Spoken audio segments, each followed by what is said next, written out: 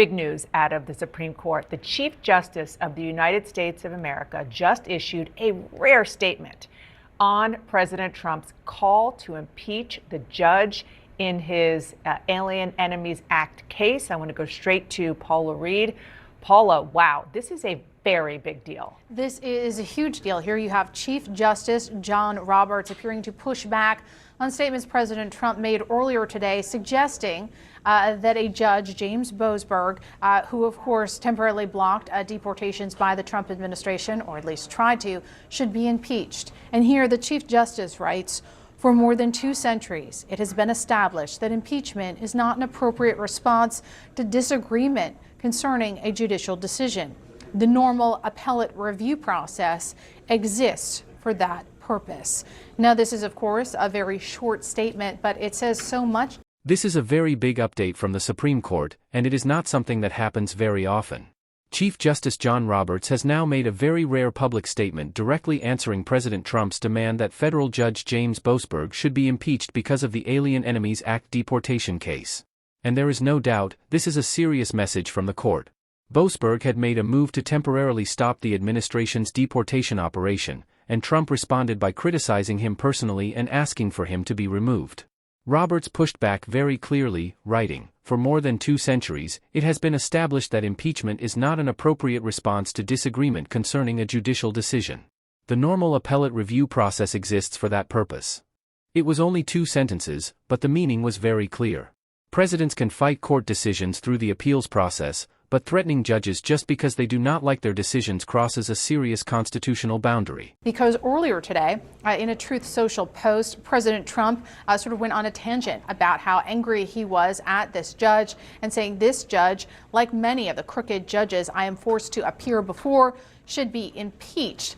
And this comes just several days after Boasberg tried to temporarily block some deportations by the Trump administration, and the Trump administration did not abide by his order to turn around 2 planes that had already taken off. And in a pretty heated hearing yesterday, the Justice Department insisted that they did not need to abide by the judge's oral order from the bench, something the judge took issue with. And then even when the judge had issued a written order, they still did not comply. And in court yesterday, they were arguing that the reason they did not need to comply with that written order is because they said that President Trump has a broad executive authority when it comes to foreign affairs. And the reason that this whole case is significant, Dana, is because this is not just another test of Trump's expansive use of executive power. It is also a test of the extent to which he and his lawyers believe he can be checked by the courts. So here, Judge Boasberg getting some support from really the most senior justice in the land. Yeah. So, what exactly happened here? Because this was not just another normal fight in Washington. It felt like something important in American democracy changed in just one moment.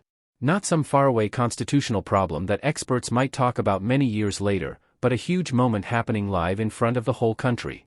A current justice of the United States Supreme Court, one of only 9 people trusted with protecting the balance of the Constitution, was now directly involved in a very unusual and serious conflict. Going wide, David Chalian.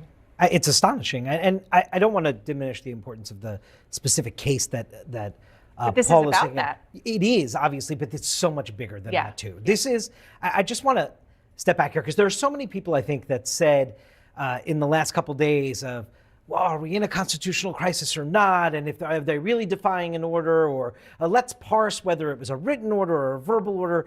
It's too early. It's too soon to get worked up about this or concerned about this. And John Roberts, who does not choose to jump into the political fray at all if he doesn't have to, says, no, it's not too soon. I am the guy that sits atop one of the 3 co-equal branches as designed by the Constitution, and it's not too soon for me to say, back off, Mr. President. You should not be talking about impeaching a district judge, a district-level judge, because you don't like the... And then it happened. A Supreme Court justice stood up during a live event, turned away from the President of the United States, and walked right out of the room. There was no big speech, no public argument, just a clear decision to leave that was caught on camera and seen by people watching in real time. According to the story being shared, this was not because of a schedule problem or a health emergency. The justice left while the president was using the podium to attack the Constitution itself, the same document that gives the court its power and purpose. This was not being talked about as a secret leak or just a rumor spreading behind closed doors. It was shown as a clear and noticeable act of protest by an important institution. It's not the way the last 2 centuries have worked. And so I think, he doesn't get involved very often. The fact that he's chosen to step in here, you see he's responding to what Trump put in that Truth Social this morning. Right, which I'll get to in a second. second. But also just the aggressiveness to push back on Trump this way, choosing to speak and speaking the way he did in this statement. We should all take note of this moment. Okay, I'm not sure if we have it yet because we just got it to put up on the screen, but I'm just going to read it one more time, and the it being John Roberts' statement, which we just got a few moments ago. For more than 2 centuries, it has been established that the impeachment is not an appropriate response to disagreement concerning a judicial. The president was not just criticizing a court decision. He was openly attacking the constitutional system that gives the Supreme Court its power, trust, and whole reason for existing. And this was not some secret report that White House officials could simply call gossip and ignore. It was happening out in public, in front of cameras and people watching. That is why this moment is so unusual. Yes, the immediate fight is about one specific judge and one specific deportation case, but the possible effects are much bigger. For several days, people have been arguing about whether the country is really moving toward a constitutional crisis. Did the administration actually go against the court's order? Was the instruction written down or only said out loud? Are people worrying too much too soon? Then John Roberts, one of the most careful and politically quiet people in Washington, decided that staying silent was no longer the right choice. His message was basically this: no, it is not too soon to be worried. I lead one of the 3 equal branches created by the Constitution, and the president needs to step back. You cannot threaten to impeach a federal judge just because that judge made a decision you do not agree with. Review process exists for that purpose. Okay, now let me catch up our viewers, and you saw it a little bit on the screen, but I just want to point specifically to what this is in response to Donald Trump's post. Here's what Donald Trump said.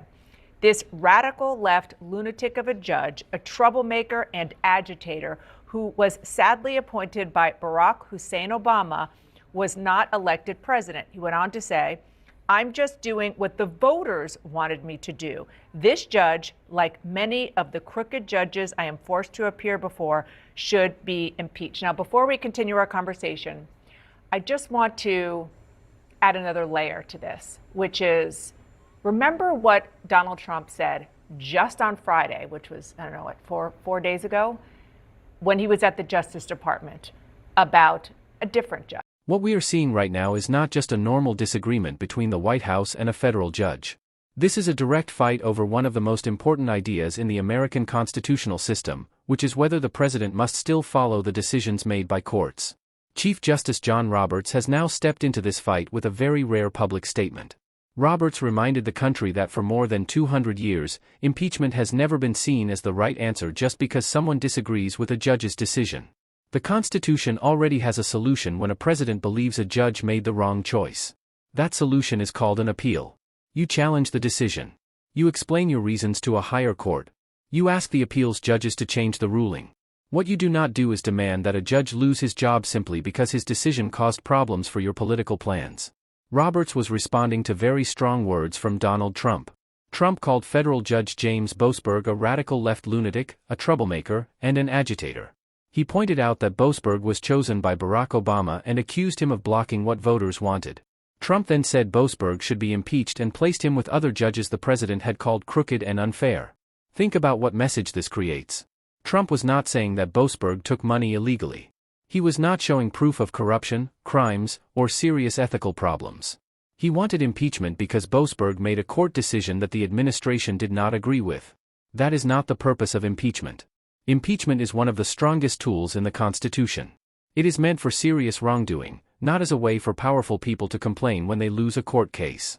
If judges can be threatened with removal every time they make a decision against a president, then it becomes almost impossible for judges to stay independent.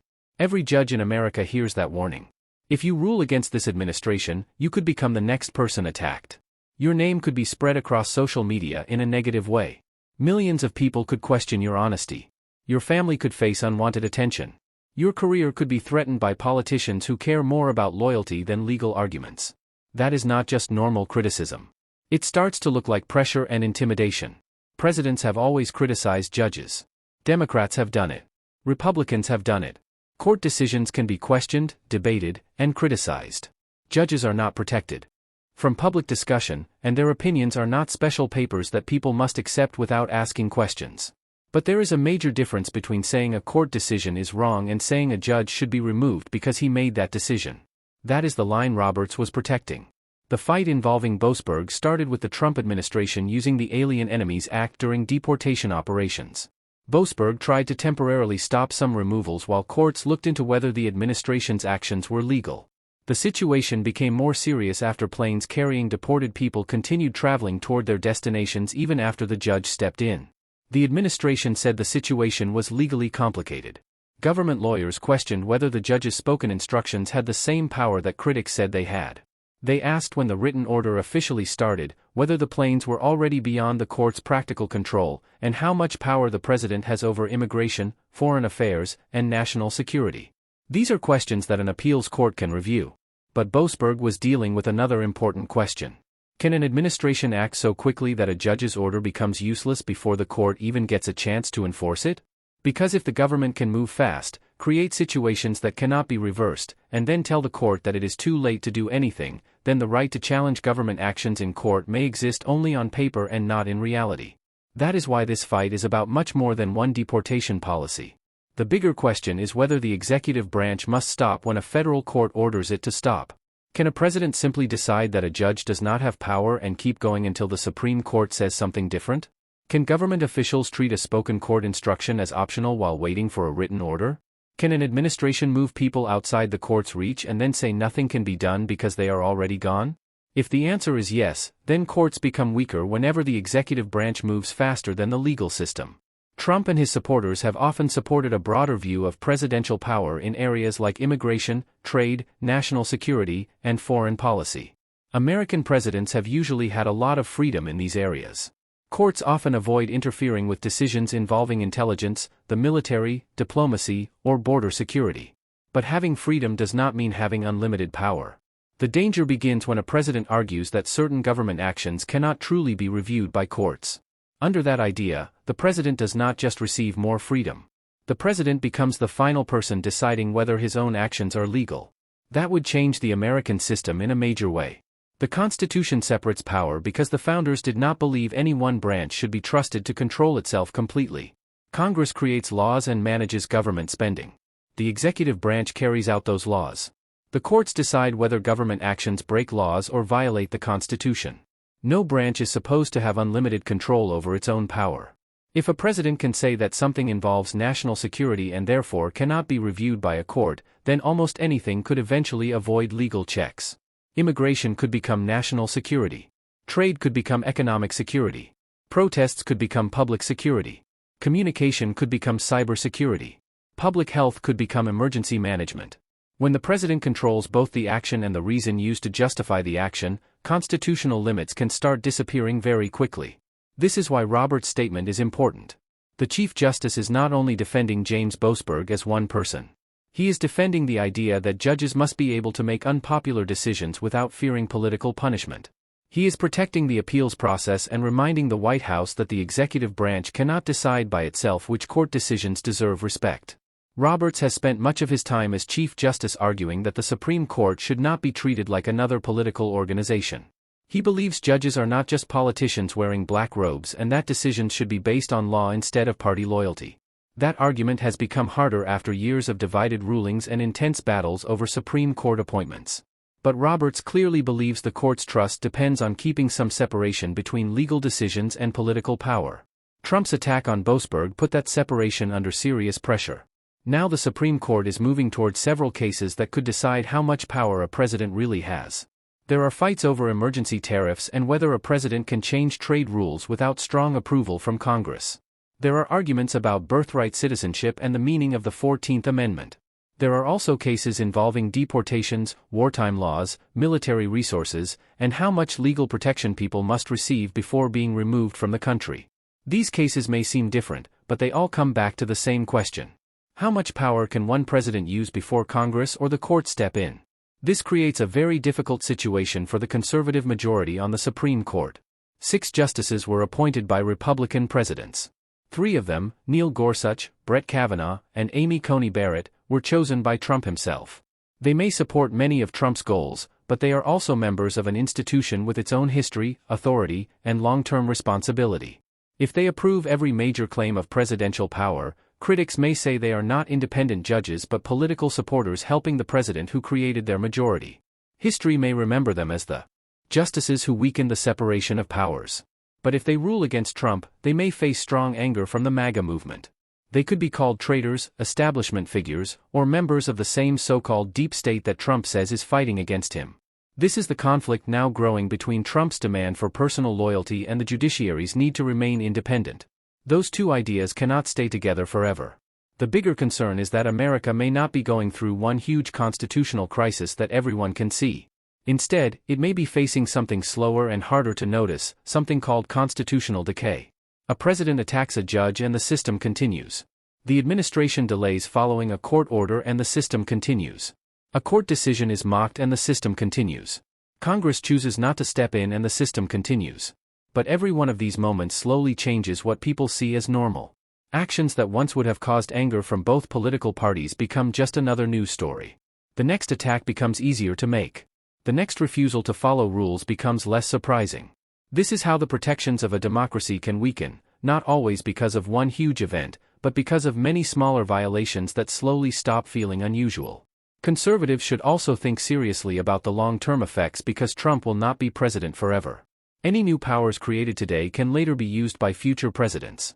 If Trump shows that a president can declare an economic emergency and place large tariffs without Congress, then a future Democratic president could use the same kind of power for strong climate policies. If Trump creates the idea that court orders can be delayed or avoided during deportation actions, another administration could use the same argument in fights about guns, healthcare, environmental rules, or public health requirements.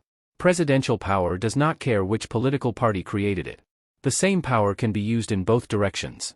That is why this debate should not only be about whether someone supports Trump's immigration plans.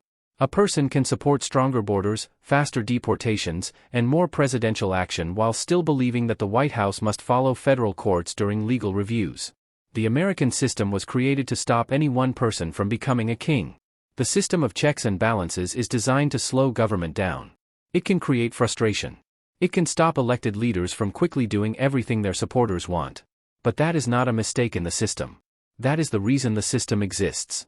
A president has the right to criticize a judge. He has the right to appeal a decision. He has the right to ask Congress to change a law. But when criticism becomes pressure and judges are treated like enemies who need to be removed, the constitutional system starts to weaken. The next big test will happen when the Supreme Court makes a decision against a policy that Trump sees as important to his goals. Will the administration follow the decision after attacking the court publicly? Will officials stop the policy they disagree about, or will they find another legal reason to keep going? Will Congress defend the power of the courts, or will lawmakers stay quiet because they are afraid of Trump supporters?